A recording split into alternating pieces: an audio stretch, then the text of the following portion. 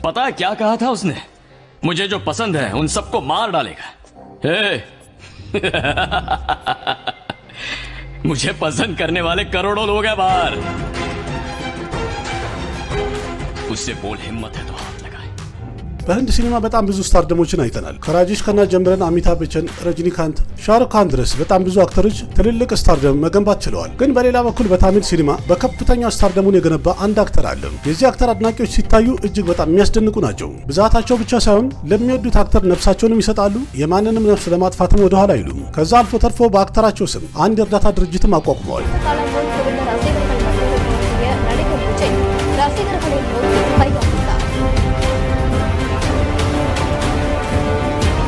ይህ አክተር በታሚል ሲኒማ ውስጥ ቀደም ብለው ስታርደማቸው ከፍተኛ የነበሩ ተላይቨር ስታር ረጅኒካንት የሚባለውም ሆነ ሌሎችንም በጣም አንጋፋ የሚባሉ አክተሮችን የዚህ አክተር ስታርደሙ በጣም ተፎካክራቸዋል የተባለ ነው። ስራው ከታሚል ሲኒማም አልፎ በመላለም የፊልም ኢንዱስትሪም የዛን ያህል ተደናቂ ነው ወይም ፍቅር አግኝቷል። በኬሬላም ቢሆን በጣም ብዙ አድናቂ ያለው እሱ የሰራቸውን ፊልሞች አክሼ ኩማርም ሆነ ሰልማን ካን ድረስ ሪሜክ ያደረጉት ሲሆን እነዛ ፊልማቸውም ተወዳጅ የሆኑ ሂትና ብላክበስተር ነበሩ። አሁን በቅርቡም ቤቢ ጆን ብሎ በሩንደበንም ሪሜክ ያደረገ የሱ ፊልም ነበረ። እንደዛም ሆኖ ግን እስካሁን ድረስ ወደ ቦሊውድ ገብቶ በሂንዲ ቋንቋ ፊልም አልሰራም። ርቀቱን ጠብቋል የተባለ አክተር ነው። ይህም ብቻ ሳይሆን ለ10 ዓመት ለምንም አይነት ሚዲያ ምንም ኢንተርቪው ያላደረገ አክተር ነው። ግን ከአድናቂዎቹ ጋር ቀጥታ መገናኘት የሚችል አክተር ነው። በታሚል የማይበገር ትልቅ ስታርደምን የገነባው ይህ ተላፈት ቪጄ የተባለው አክተር የመጀመሪያ ፊልሙን በሰራ ሰዓት ላይ ፊልሙ ፍሎፕ ሲሆን ሚዲያ ላይ ተብሎ የነበረው ይሄማ ምን አክተር ይሆናል እንዲያውም አይጥ ነው የሚመስለው ብለውት ነበረ። ግን በስራውና በብቃቱ ወደፊት ሄዶ የሁሉንም አፍ ማዘጋት የቻለ ድንቅ አክተር ሆኗል። በቅርቡ እንግዲህ የአሉ አርጁን የፕረባስና የያሽንም ጨምሮ የሌሎች የሳውዝ ምርጥ የሚባሉ ተዋናዮችን ባዮግራፊ እያቀረብኩ ነው ያሉት። እናንተም ጥያቄያችሁን እየጨመራችሁ ነው ያላችሁት። በብዛትም እንዳየሁት ከሆነ በቀጣይ ተላፈት ቪጄን እንድታቀርብልን ካልሆነ አንፈልግም የሚልም ማስጠንቀቂያ ይቻሉ። ስለዚህ ባላችሁት መሰረት አሁንም የሌላ አክተር ሳይሆን በታሚል ሲኒማ በጣም የሚደነቀውና ምርጡ አክተር የተላፈት ቪጄን የህይወት ታሪክ ይዤላችሁ መጥቻለሁ። ይህ አክተር በስራዎቹ ለሌላ አክተር ያስፈራል ብቻ ሳይሆን የታሚል ባለስልጣናትን ሁሉ ያንቀጠቅጣል። እንዲያውም አንድ ፊልሙ ለእይታ በበቃ ሰዓት ላይ የታሚል ባለስልጣኖች ስራቸው ተንቀሳቀሰ የተባለለት ነበረ። በተለያየ ጊዜም ፊልሙ ይታገድ እያሉ መጠየቃቸው እንደቀጠሉ ነበር። ብዙ አነጋጋሪ ነገሮችንም ያለፈ አክተር ነው።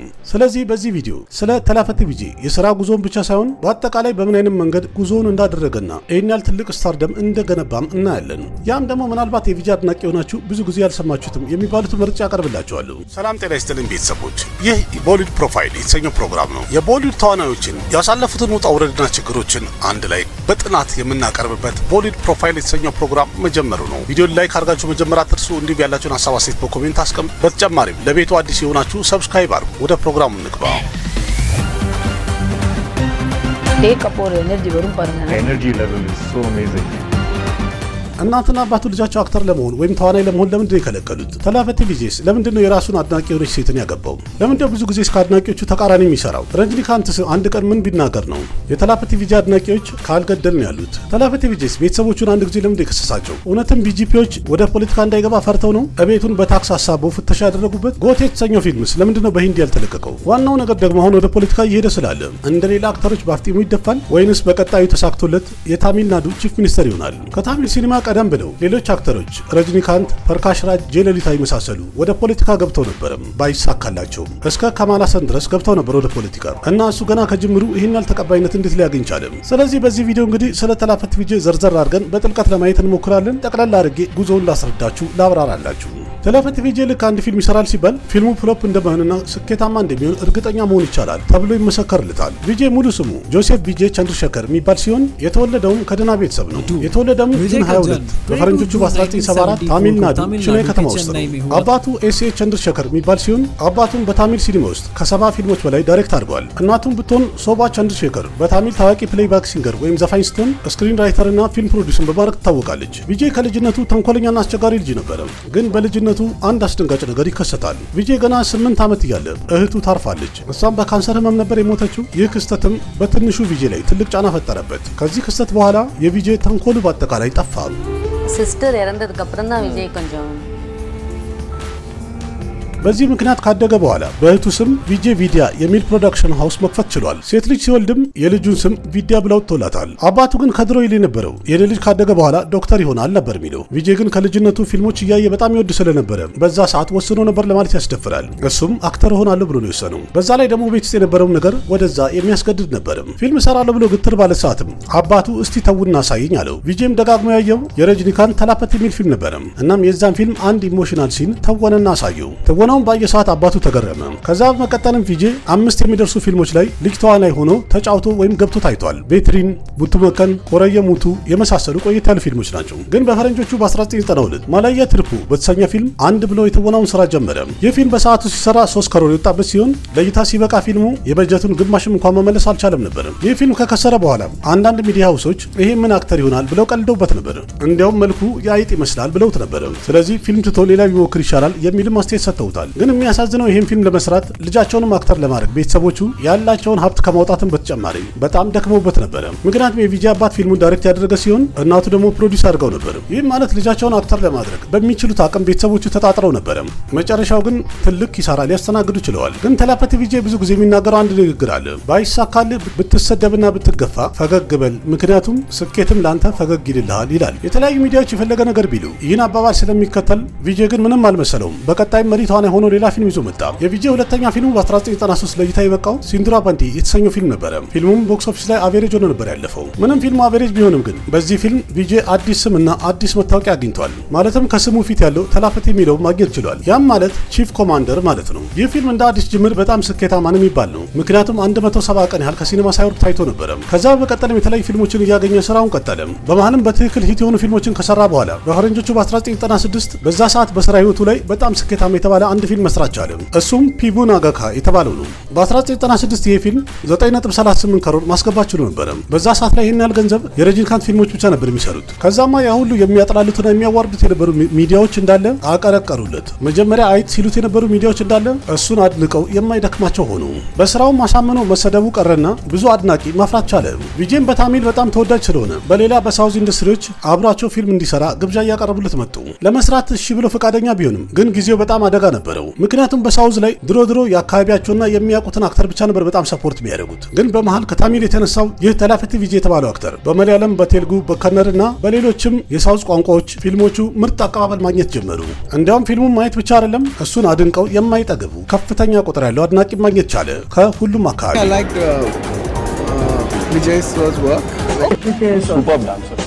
అద్భుతంగా ఉన్నాడు. Vijay fan following గానీ విజయ్ క్రేజ్ గానీ ఎంత ఉందో. నన్ను సెట్ కి చేయమంటే నాకు విజయ్ గుర్తొస్తాడు. అంటే విజయ్ లాగే చేయాలా, విజయ్ సార్ విజయ్ కి సభాముఖంగా ధన్యవాదాలు. చిన్నప్పటి నుంచి I always loved Vijay Thalapathy. He's everyone's favorite, Talapati Vijay. ከ1996 እስከ 2000 ድረስ ቪጄ በላይ 20 ፊልሞችን ሰርቶ ለቋል። እነዚህ ፊልሞችም ሂትና ሱፐር ሂት ከመሆን አልፎ ብላክ በስተርም እየሆኑ ሄዱ። በዚህ መሃልም አንደኛ ፊልሙ ላይ ሱሪያም አንድ ብሎ የጀመረበት ነበር። ከነዚህ መሃል አንዳንድ ፊልሞቹ ከ150 እስከ 200 ቀን ድረስ ከሲኔማ ሳይወርዱ ሲታዩ ነበር። ምሳሌ በዛ ሰዓት ላይ በ3 ከሮር በጀት የተሰራ የነበረው ኩሺ የተሰኘው ፊልም 21 ከሮር የሚያክል ትልቅ ገንዘብ መሰብሰብ ችሎ ነበር። ይህ ፊልሙም ብላክ በስተር መሆን ችሎ ነበር። ይህ ፊልሙም በሂንዲም ሆነ በሌሎች የሳውዝ ቋንቋዎች ደብ አድርገው አቅርቦት ነበር። የ1999 ቱላዳ መናሙን ቱሉም የተሰኘው ፊልም ተላፐት ቪጄን በመለያለም ሲኒማ በጣም ዝነኛ ያደረገው ፊልም ሊሆን ቻለ። ኮንተንት ኦሪየንታል የሆኑ ፊልሞችን በጣም የሚወዱት የመለያለም ተመልካቾችም ከነዛ ሁሉ ፊልሞች በተለይም ተላፐት ቪጄ ምርጥ አቀባበል ያገኘበት ስራ ሊሆን ቻለ። ሁሉም እሱን ማድነቃቸውን ቀጠሉ። Today, if a Vijay film releases in Kerala, it opens like a superstar Malayalam film. You all know that.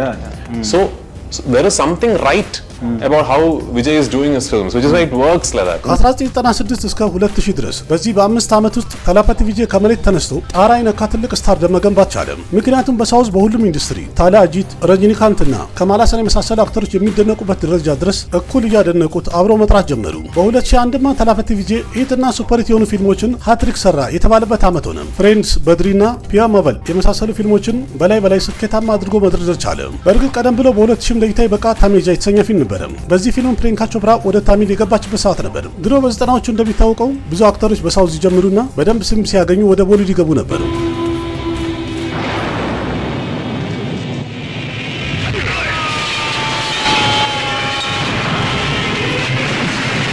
ግን ምናልባት ካልሰማችሁት በ1998 አንድ ፊልሙ ላይ ታበቅቶ ነበር። ከዛ በኋላ ሚዲያዎች እንደተለመደው ቪጄ ሞቷል ብሎ ማውራት ጀመሩ። ያ ፊልምም ፕሪያም ሙርገን የተሰኘው ነው። ዋናው ነገር የፊልሙ ቀረጻ በነበረ ሰዓት ላይ ቪጄ ክፉኛ ተጎድቶ ነበር። ማለትም አክሽን ሲኩዌንሱን በሚቀረጽ ሰዓት ላይ ስፓይናል ኮርዱ ተጎድቶ ነበር። እንደሚታወቀው የስፓይናል ኮርድ ጉዳት ደግሞ ቶሎ ማገገም የሚቻልበት ጉዳት አይደለም፣ ጊዜ ይፈጃል። ቪጄ ግን ለዚህ መልሶ የነበረው ጠንካራ ጊዜ ጠንካራ ያደርግሃል ነበረ። அடிபட்டது உண்மை. இந்த ஸ்லிப் டிஸ்க் ப்ராப்ளம் வந்தது உண்மை. ஒரு 40 days நான் ரெஸ்ட் எடுத்தேன். சில பத்திரிகையில் வந்து இனிமேல் என்னால் எந்திரிக்க முடியாது, நடக்க முடியாது, አውለዳን ከ2001 እስከ 2005 ድረስም ቪጄ 15 የሚደርሱ ፊልሞችን በላይ ሰርተዋል። እነሱም ታሚዛን፣ ዩዝ፣ ባግቨቲ፣ ቨርሲገራ የመሳሰሉ በጣም ስኬታማ የሆኑ ፊልሞችን በላይ ደረደረ። እነዚህ ፊልሞች በብዛት ሂት፣ ሱፐር ሂት እና ብላክበስተር ነበሩ። ግን የ2004 ጊሊ የተሰኘው ፊልም የታሚል ሲኒማ ሱፐርስታር ሊያስብለው ችሏል። በዚህ ፊልም ላይ ትሪሻ ክሪሸን ምርጥ ስራ የሰራች ሲሆን ፐርካሽ ራጅም ድንቅ ተቆናውን ያሳይበት ፊልም ነበረ። ይህ ፊልሙ በፈረንጆቹ በ2004 50 ከሮር የሚያክል በጣም ትልቅ ገንዘብ መሰብሰብ የቻለ ፊልም ነበረ። ይህ ፊልሙም ከ200 ቀን በላይ ሲኒማ ላይ በእይታ ቆይቶለታል። እዚህ ፊልም ላይ የነበረ አንድ ሙዚቃ ሙሉ ህንድን ያስጨፈረ ነው፣ ያስደነሰን የተባለ ነው። አክሼ ኩማርም ቢሆን ቦስ የተሰኘው ፊልም ላይ ነችዴ ቶራ የሚለው ሙዚቃ የዚሁ ሙዚቃ ሪሜክ ነበረ።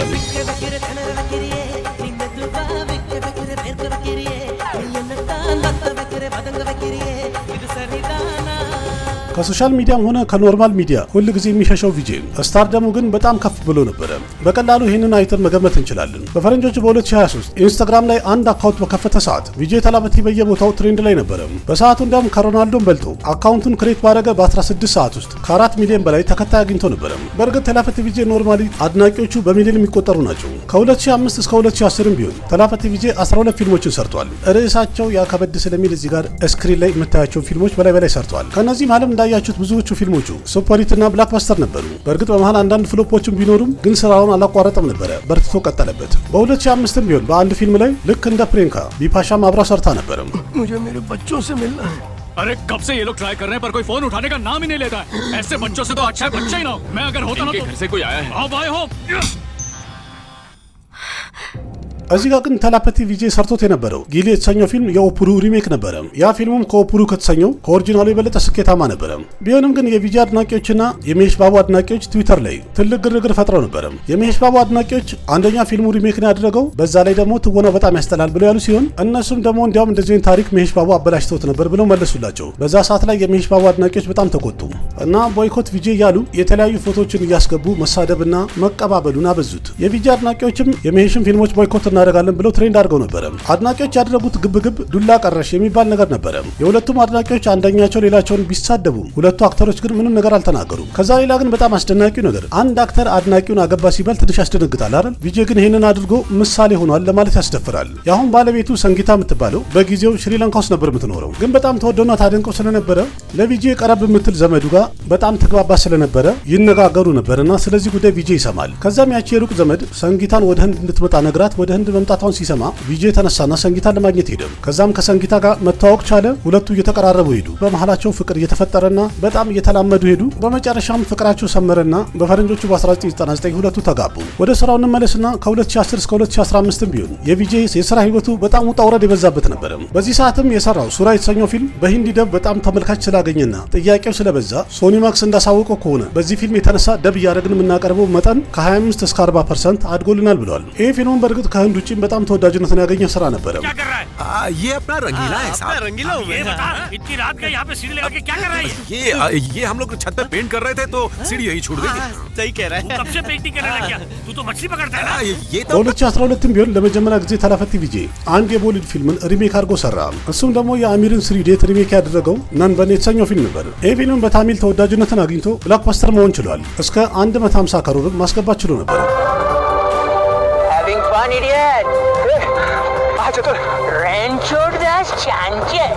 नमस्ते मास्टर जी, अब कहाँ पहुँच गई? गांव में टीचर बन गई ना? A for apple, B for ball. हम दोनों एक साथ ट्रेन पकड़े थे ना, पर तेरी ट्रेन रिवर्स नहीं चली गई.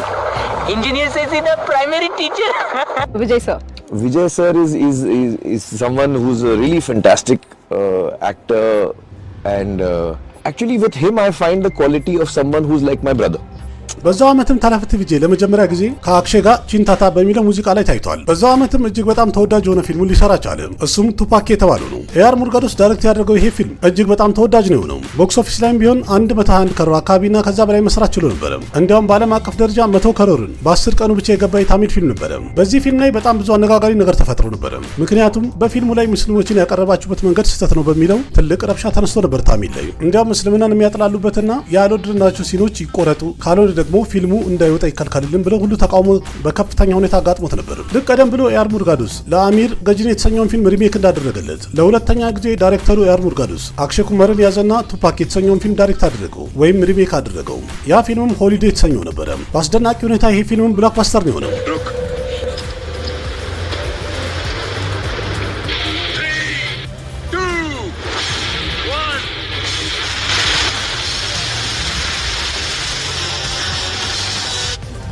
तो समझा नहीं ना तो सस्पेंस में मत አነጋጋሪ ነገር እንግዲህ አለቅም ብሎ ተከትሎታል። በዛው በ2013ም አንድ ፊልም ለይታ በቃ እሱም ተላይቫ የተባለው ነው። ከርዕሱ ቀጥሎ ታይም ቱ ሊድ የምትለዋን በጣም የተቃወሙት የታሚል ናዱ ገቨርንመንት ሊሆን ይችላል። እንዲያውም በሰዓቱ የነበሩ አስተዳደሮች ርዕሱን መከልከል ብቻ ሳይሆን ፊልም ሜከሮቹን በቁጥጥር ውስጥ እንዲገቡ አዘው ነበረ። በዛ ላይ ፊልሙ ለይታ በሚበቃ ሰዓት ላይ ምንም አይነት የፖሊስ ጥበቃ እናደርግላችሁም ያሉ ሲሆን ከዛ በተጨማሪ ችቅጥያዋንም እንዲያነሱ አስጠንቅቀዋቸው ነበር። አድናቂዎቹ የፊልም እስከሚወጣ ያለ ትዕግስት የጠበቁ ነበር እና ፊልሙን በዚህ ግርግር የተነሳ እየተንጓተተ ሄደ። የቪጄ አንድ አድናቂው ይህን ፊልም ለማየት በጣም ከመጓጓት የተነሳ ፊልሙ አይወጣም ሲባል በጣም ተናደደ። ከዛም አንዳንዶቹ እዚህ እንኳን ለይታ አይወጣም ግን ከሌላ ብትሄድ ታየዋለህ አሉት። ፈጠን ብሎም ወደዛ ጉዞውን አደረገ። እዛ ሲደርስም ይሄ ፊልም ዛሬ ለይታ አይበቃም ተባለ። ይህን ነገር ሲሰማም የወሰደው እርምጃ ለሁሉም በጣም አስደንጋጭ ነበረ። እሱም ያደረገው ይህን ፊልም ካላየው ህይወቴን አሰናብታለሁ ብሎ ወሰነም አደረገው። ከዛ በመቀጠልም ኤአር ሙርጋዶስ ከቪጄ ጋር አንድ ላይ በመሆን ሌላ ትልቅ ማዕበል ይዞ መጣ። እሱም የተሰኘው ፊልም ነው። ፊልሙ በጣም ስኬታማ ሆነ። ግን በዛው ዓመት በ2015 ከቴሉጉ ሲኒማ ሂስቶሪካል አክሽን ድራማ ፊልም የሆነው ባሁበሊ የተሰኘውን ፊልም ለይታ በቅቶ ነበር። የታሚል ሲኒማዎችም እንደዛ አይነት ነገር እንሰራለን ብለው አንድ ኤክስፐሪመንታል ሙቪ ለይታ በቅተው ነበር። እሱም ፑሊ የተሰኘው ፊልም ነው። ያ ፊልሙ በሚያስጠላ ሁኔታ ፍሎፕ ሆነበት። ግን የሚያሳዝነው ነገር የቪጄም ፊልም ከባሁበሊ ጋር እያነጻጸሩ በጣም ሲሰድቡት ነበረ በዛ ዓመት። ግን ጊዜውም አለፈ። በቀጣይ ዓመትም ተላፈቲ ቪጄ ከአትሊ ጋር አንድ ላይ በመሆን አንድ ፊልም ይዞ መጣ። እሱም ቴሪ የተሰኘው ነው። ይህ ፊልም በገበያ ደረጃ ብናየው ቪጄ ቀደም ብለው ካስገባቸው ትልልቅ ገቢዎች እጅግ በጣም በልጦ ሄደና ሁሉንም ሪከርድ የሰበረ ሊሆን ቻለ። ፊልሙ 150 ከሮር መሰብሰብ የቻለ ሲሆን በአመቱ የተዘጋጀ አይፋ አዋርድ ላይ በጣም በብዙ ዘርፍ ብዙ ሽልማቶችን መሰብሰብ የቻለ ፊልም መሆን ቻለ። का ऊपर केस दर्ज ही नहीं होता है। बदनामी का डर से, समाज का डर से, पैसा खिला के डरा धमका के विक्टिम को उसकी फैमिली को दबा दिया जाता है। सजा होता भी। ይህ ፊልም በአትሊ የስራ ህይወት ላይ ሁለተኛ ፊልሙ ነበረ እና ቴሪም ደግሞ ቦክስ ኦፊስ ላይ በጣም ስኬታማ ሆነ፣ ብሎክበስተር ሆነ። በዛ የተነሳም ተላፈቲ ቪጄ አትሊ በጣም የሚወደው አክተር ሊሆን ቻለ። በእርግጥ በሂንዲ እንሰራለን ብለው ቤቢ ጆን ብለው ይህንን ፊልም አበላሽተውታል። ስለሱ ማውራት አያስፈልግም። በቀጣይ ዓመት ደግሞ ፈረንጆቹ በ2017 ቪጄ ማርሻል የተሰኘ ፊልም ይዞ መጣ። በዚህም በድጋሚ ውዝግብ ውስጥ የገባው። እንደዛም ሆኖ ግን ይህ ፊልም ብሎክበስተር ሆኖ ነው ያለፈው። በዚህ ፊልም ላይም ቪጄ የነበረው አንድ ዳያሎግን በስልጣን ላይ ያሉት የቢጂፒ ሰዎች በጣም የተቆጡበት ሊሆን ቻለ። እንደገና ፊልሙ በአጠቃላይ ሲስተም ላይ ያለውን ችግር የሚያሳይ ስለሆነ ከፖሊስ ጀምሮ እስከ ጤና ሚኒስቴር ድረስ ያለውን የሙስና ችግር በደንብ ዘርዝሮ ያሳየ ስለሆነ ጉዳችንን አወጣ ብለው መሰለኝ የበላይ አካላት እንዳለ ተንጫጩ። እንዲያውም ቢጂፒዎች አብዝተውትም እያንዳንዱ አላስፈላጊ የተባሉ ሲኖችን ወይም እኛ የጠላናቸውን ከፊልሙ ላይ ቆርጣቸው አውጡ እስከ ማለት ደርሰው ነበረ። ያሉትም ደግሞ ሆን ተብሎ አገር እየመራ ያለ ጠቅላይ ሚኒስትርን እንዲሁም ከበታች ያሉትን ባለስልጣናት ስማቸውን ለማጨቅየትና ስማቸውን ለማጥፋት የሰራችው ስራ ነው ብለው ከሰዋቸዋል። ከዛ አልፎ ተርፎ ደግሞ እንደሚታወቀው ቢጂፒዎች እንዳለ የሂንዱ አቀንቃኞች ስለሆኑ ቪጄ ክርስቲያን ስለሆነ ሆን ብሎ እየነቆረን ነው እስከ ማለት ደርሰው ነበር። ማርሻል የተሰኘው ፊልም ምንም ችግር የለበትም ትክክል ነው የሚለውን እንግዲህ ብዙዎቹ የደገፉ ሲሆን ከነዛ መሀልም ቪሻል አብሮ ተከራክሮለት ነበረ። ከዛ ግን በማግስቱ ኢንካም ታክስ ኦፊሰሮች መጡና እቤቱን ፍተሻ አደረጉ። ይህ ሁሉ ግርግር እንግዲህ ፊልሙ ጥሩ ከመሆኑ በተጨማሪ ለፊልሙ ትልቅ ሃይፕ ሊፈጥሩለት ቻሉ። እንዲያውም ያየው ሰው ራሱ ወሬውን በሰማ ሰዓት ላይ እንዴ ያላየሁት ነገር አለ እንዴ ብሎ ለማየት በድጋሚ ገብቷል የተባለለት ሆነ። ፊልሙን በመጨረሻ 260 ከሮር በመሰብሰብ ብላክባስተር መሆኑን ያረጋገጠ ፊልም ሆነ። እንደዛም ሆነ ግን ተላፈቲ ቪጄ ወደ ኋላ የሚል ሰው አይደለም። በቀጣይ ዓመት በ2018 ሌላ አንድ ፊልም ይዞ መጣ። ያም ሰርካር የተሰኘው ነው። ይህ ፊልም ፖለቲካል አክሽን ትሬለር ፊልም ሲሆን እንዳለ በአገሪቱ ላይ ያለ የፖለቲካ ችግርና የሲስተም ችግሮችን ያጎላ ፊልም ነበረ። ይህም ፊልም በማሳለፋቸው ቢጂፒ ፓርቲዎች ሴንሰር ቦርድን እንኳን ለጥያቄ አቅርቦት ነበረ። ከዛ አልፎ ተርፎ ደግሞ የፊልሙ ዳይሬክተር ኤአር ሙርጋዶስን ሬጂስተር የተደረገ የተመዘገበ የሰው ስራን ሰርቋል ብለው ከሰሱት። ፕላጃሪዝም በሚለው ማለት ነው። የሰውን አይዲያ ሰርቀሃል በማለት ያሉትም በ2017 ለይታ በቃ ሴንጎል ከሚለው ፊልም ላይ የተሰረቀ ነው ብለዋል። ኤአር ሙርጋዶስንም ለመያዝ ፖሊስ ወደ ቤቱ እንደላኩና እያሳደዱት እንደነበረም ተነግሯል። በ2019 ቢሆን አትሪ ዳይሬክት ያደረገው ቢግሊ የተሰኘው ፊልም የቪጄ የቀደሙትን ሪከርዶች ጠቅላላ የሰበረ ፊልም ሊሆን ቻለ። ይህ ፊልም ቦክስ ኦፊስ ላይ 350 ክሮር በመሰብሰብ ብላክበስተር የሆነ ሲሆን በተለያየ ካታጎሪዎችን በአመቱ የተዘጋጀ አዋርድ ላይ ብዙ ሽልማቶችን መሰብሰብ ችሏል። እንደሚታወቀው በፈረንጆቹ በ2021 በኮቪድ የተነሳ ትልልቅ የሚባሉ አክተሮች ፊልሞቻቸውን ለመልቀቅ ወደ ኋላ ያሉበት ሰዓት ነበር። ግን የቪጄ ማስተር የተሰኘው ፊልም ለእይታ በቅቶ ነበር። ይህ ፊልም በሳውዝ የተለያዩ ቦታዎች ላይ የታየ ሲሆን ሎኬሽ ከነግራጅ ዳይሬክት ያደረገው ማስተር የተሰኘው ፊልም ባዶ የነበሩ ሲኒማ ቤቶችን በድጋሚ በህዝብ ሞላቸው የተባለ ፊልም ሆነ። ፊልሙም በዛ በኮቪድ ሰዓት እንኳን 245 ክሮር በመሰብሰብ በድጋሚ ብላክበስተር ሆነ። በጣም ብዙዎቹ እንደሚሉት ከሆነ ይህ ፊልም ተላፐቲ ቪጄ ከሰራቸው ፊልሞች ሁሉ ምርጥ ከሚባሉት አንዱ ነው ብሎ ይመሰክሩለታል። በእርግጥ ይህን ነገር አድናቂዎቹ ብቻ ሳይሆን የህንድ ሲኒማ ታዋቂ ዳይሬክተር ኤስ.ኤስ. ራጃሞሊም በአፉ ተናግረዋል። A recent Tamil film which got your attention in a good way. Master Narwai. Master Bhattega. Okay. Again, Anirudh's music in that, like perfect, the re-recording parts and everything.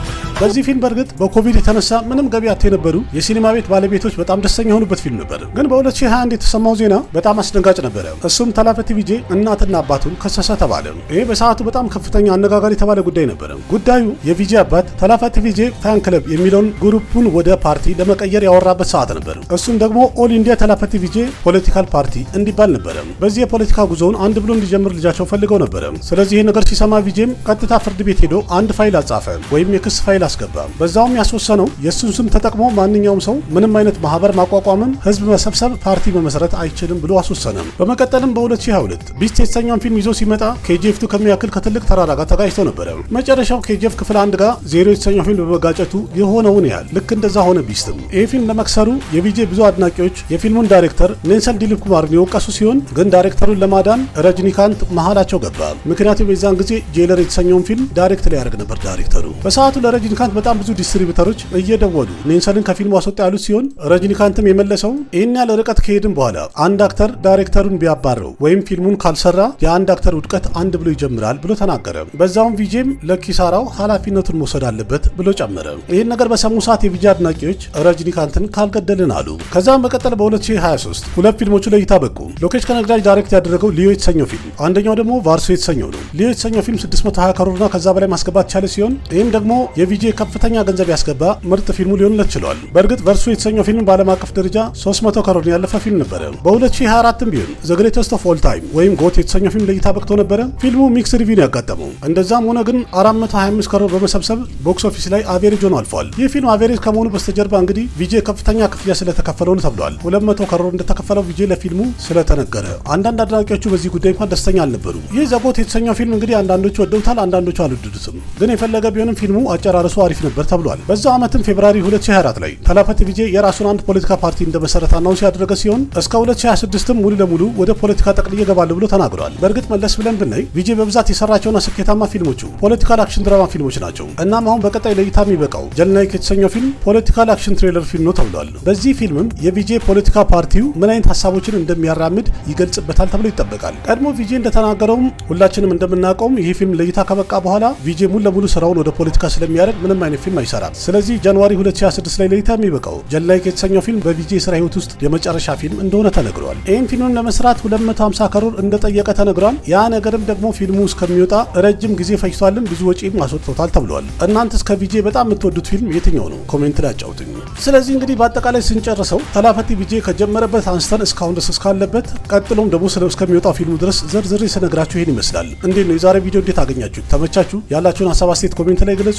ቪዲዮን ላይክ አድርጉ፣ ለጓደኞቻችሁም ሼር አድርጉ፣ ለቤቱ አዲስ ሆናችሁ ሰብስክራይብ አድርጉ። ከህንድ ሲኒማ ጋር በተያያዘ በጣም ብዙ መረጃዎችን በዚህ ዩቲዩብ ቻናል አንዳንድ እያልን እንቀባበላለን። አቅራቢያችሁ ቃሲም መካ ነበርኩኝ። በሌላ ቪዲዮ በድጋሚ እስከምንገናኝ ደህና ሁኑ። ባባይ ना जाने कैसा एहसास है बुझती नहीं है क्या प्यास है क्या नशा इस प्यार का मुझ पे सनम छाने लगा कोई न जाने क्यों चैन होता है क्या करूँ